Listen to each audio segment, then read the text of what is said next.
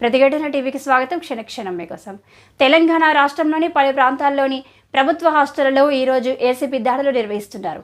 హైదరాబాద్లోని BC, SC, minority సంక్షేమ వసతి గృహాల్లో మంగళవారం తెల్లవారుజాము నుంచి అధికారులు తనిఖీలు చేస్తున్నారు. వసతి గృహంలో విద్యార్థులకు అందుతున్న ప్రభుత్వ ప్రయోజనాల తీరును పరిశీలిస్తున్నారు. కొంతకాలంగా ప్రభుత్వ వసతి గృహాల్లో నాణ్యమైన భోజనం పెట్టడం లేదన్న ఫిర్యాదుల మీద దాడులు చేస్తున్నట్లు సమాచారం. రాష్ట్ర వ్యాప్తంగా ప్రభుత్వ హాస్టళ్లలో కుళ్ళిన పదార్థాలతో ఆహారం వండుతున్నారని ఆరోపణలు వస్తున్నాయి. అదేవిధంగా గత కొన్ని రోజులుగా వసతి గృహాల్లోని విద్యార్థులు తరచూ అనారోగ్యానికి గురవుతున్నారు. జగిత్యాల జిల్లా మెట్పల్లిలో బాలుర గురుకుల పాఠశాలలో ఓ విద్యార్థి తీవ్ర కడుపు నొప్పితో చనిపోయిన విషయం కూడా తెలిసిందే. ఈ నేపథ్యంలో ఏసీబీ అధికారులు ప్రభుత్వ హాస్టల్లో ఆకస్మిక తనిఖీలు నిర్వహిస్తున్నారు.